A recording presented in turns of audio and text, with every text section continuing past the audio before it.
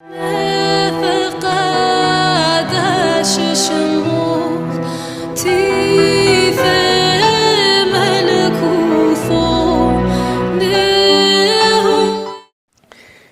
മിശിഹായിക്ക് സ്തുതിയായിരിക്കട്ടെ. പ്രിയപ്പെട്ട സഹോദരി സഹോദരന്മാരെ, നിങ്ങൾക്ക് എല്ലാവർക്കും എൻ്റെ ഹൃദയം നിറഞ്ഞ ഈസ്റ്റർ ആശംസകൾ. ആദ്യമേ ഹൃദയം നിറഞ്ഞ ഭാഷയിൽ, സ്നേഹത്തിൻ്റെ ഭാഷയിൽ ഞാൻ അറിയിക്കുകയാണ്.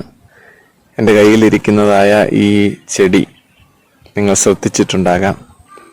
ഞാൻ ഈ വീഡിയോ എടുക്കുന്ന ദിവസം ശനിയാഴ്ചയാണ്. ഞാൻ വിശുദ്ധ കുർബാന കഴിഞ്ഞ് പുറത്തേക്ക് വരുന്നതായ ഒരു സമയമാണ്. ശനിയാഴ്ച ഇവിടുത്തെ എത്യോപ്യയിലുള്ള ഒരു ട്രഡീഷനാണ് ഈ ഒരു ചെടിയുടെ ഇതള് എല്ലാ വീട്ടുകാർക്കും കൊടുക്കുക എന്നുള്ളത്. എന്താണ് ഇത് റീഡ്സ് എന്ന് നമുക്ക് ഇംഗ്ലീഷിൽ തന്നെ വേണേൽ പറയാം. ഇതിൻ്റെ പിന്നിൽ ഒരു ചരിത്രമുണ്ട്. നോഹയുടെ പ്രളയം, ആ പ്രളയത്തിൻ്റെ അവസാനം പെട്ടകം ഒരു സൈഡിൽ വന്ന് ഉറയ്ക്കുന്നു. അതിനുശേഷം മാസങ്ങൾക്ക് ശേഷമാണ് വെള്ളം താഴുന്നത്. നോഹ ആദ്യം ഒരു കാക്കയെ പറത്തി വിടുന്നു.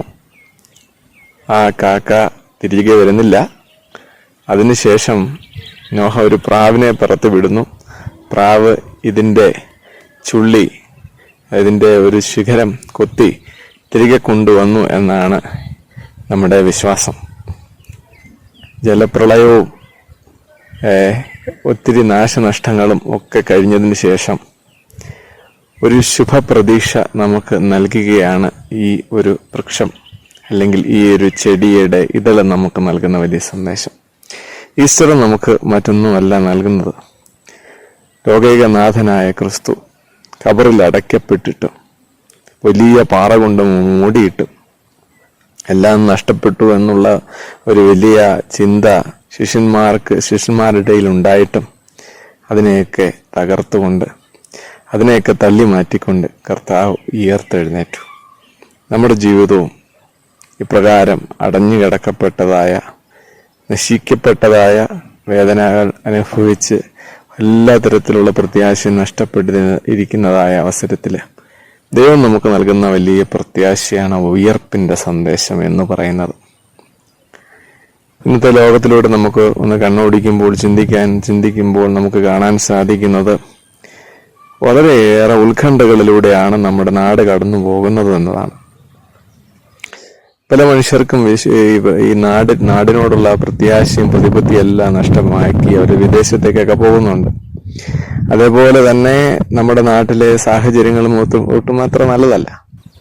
ഈ ഒരു അവസരത്തിൽ ദൈവത്തിന്റെ ആ ഒരു ഉയർപ്പിന്റെ സന്ദേശത്തിൽ മുറുകെ പിടിച്ചുകൊണ്ട് മുന്നോട്ട് നീങ്ങാനായിട്ട് ഓരോ ഉയർപ്പും നമുക്ക് വലിയ പ്രത്യാശ നൽകുകയാണ്. നോഹയുടെ പ്രളയത്തിന് ശേഷം ഒരു മഴവില്ല് സ്ഥാപിക്കപ്പെട്ടു എന്ന് നമ്മൾ വായിക്കുന്നുണ്ട്.